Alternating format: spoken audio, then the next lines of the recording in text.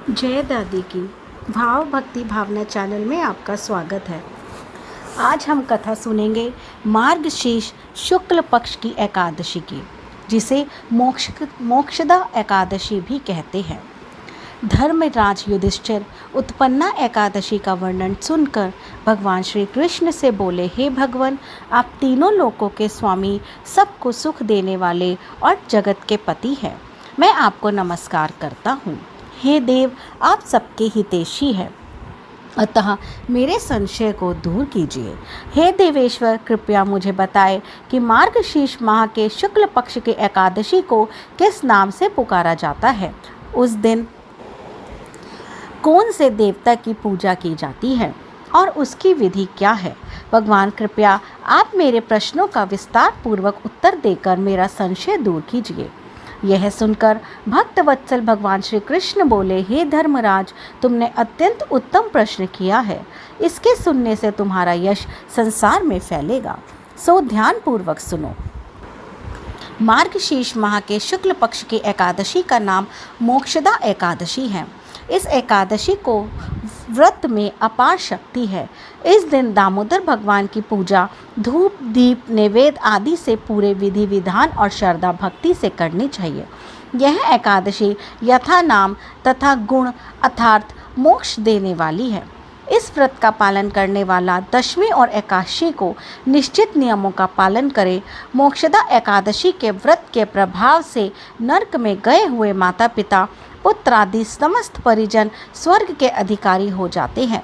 यदि व्रती विधि पूर्वक मोक्षदा एकादशी का व्रत करे और पुण्य दान करे तो पितर तर जाते हैं। अब इस विषय में मैं पुराणों की एक कथा तुमसे कहता हूँ, ध्यान पूर्वक सुनो। प्राचीन गोकुल नगर में बेसानक नामक एक राजा राज्य करता था। उसके राज्य के चारों वेदों के ज्ञाता ब्राह्मण रहते थे। वह राजा अपनी प्रजा और पुत्र व्रत पालन करता था। वह धर्मात्मा और भक्त था। एक रात्रि को सोते समय राजा ने अपने पिता को नरक में पड़े हुए देखा तो उसे बड़ा आश्चर्य हुआ। राजा इस स्वप्न से व्याकुल हो गया। प्रातः होते ही राजा ने विद्वान ब्राह्मणों को अपना स्वप्न सुनाया। राजा कहने लगा, हे विद्वान ब्राह्मणों, मैंने अपने पिता को नरक में पड़े देखा है। उन्होंने मुझसे कहा, हे पुत्र, मैं नरक में पड़ा हूँ, यहाँ से तुम किसी प्रकार मेरी मुक्ति करो। तब से मैंने उनके ये वचन सुने हैं। मेरे चित्त में बड़ी अशांति है। दुख के कारण मेरा शरीर तप रहा है।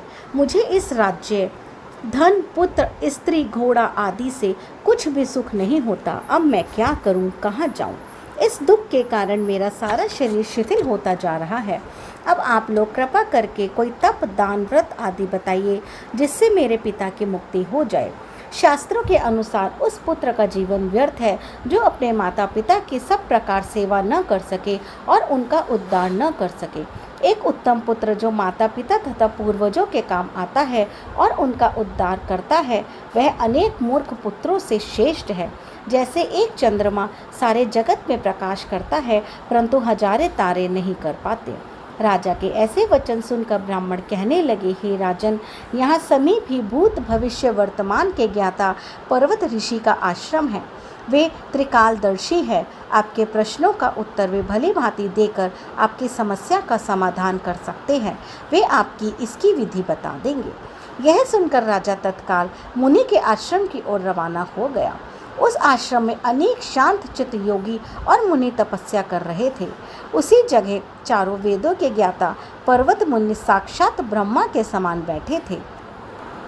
राजा ने वहां जाकर मुनि को साष्टांग प्रणाम किया। पर्वत मुनि ने राजा से सांगोपांग कुशल क्षेम पूछी।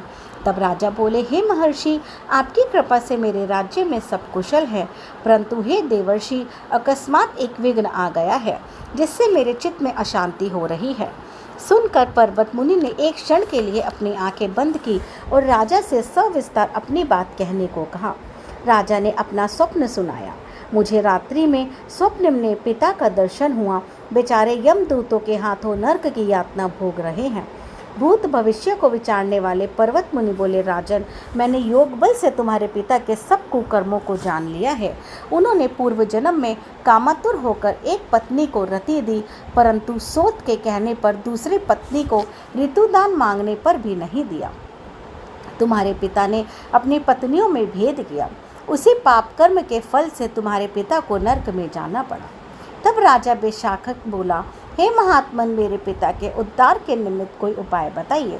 पर्वत मुनि बोले, हे राजन, धर्म कर्म सब देरी से फल देने वाले हैं।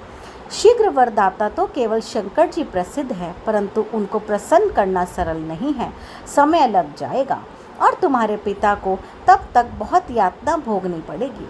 इसीलिए उस सबसे सुगम और शीघ्र फलदाता मोक्षदा एकादशी का व्रत है। अतः आप मार्गशीर्ष शुक्ल की मोक्षदा एकादशी का व्रत करें और उस व्रत के पुण्य को अपने पिता को संकल्प कर अर्पित करें। उस एकादशी के पुण्य प्रभाव से अवश्य ही आपके पिता की नरक यातना से मुक्ति होगी।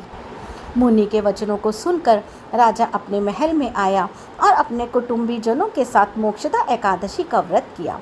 इस व्रत के पुण्य को राजा ने संकल्प पूर्वक अपने पिता को अर्पण कर दिया। राजा बेसानस द्वारा अर्पित मोक्षदा एकादशी के व्रत के पुण्य प्रभाव से राजा के पिता को मुक्ति मिल गई और वह स्वर्ग को चला गया। स्वर्ग जाते हुए वह अपने पुत्र से बोला, हे पुत्र, तेरा कल्याण हो। हे धर्मराज, मार्गशीर्ष माह के शुक्ल पक्ष की इस मोक्षदा एकादशी का जो व्रत करते हैं उसके समस्त पाप नष्ट हो जाते हैं और अंत में स्वर्ग लोक को जाते हैं। इस व्रत से बढ़कर अधिक उत्तम मोक्ष देने वाला दूसरा कोई व्रत नहीं है। इस कथा को पढ़ने या सुनने से वाजपेय यज्ञ का अनंत फल मिलता है। यह व्रत मोक्ष देने वाला तथा चिंतामणि के समान है, जिससे सब कामनाएं पूरी होती है।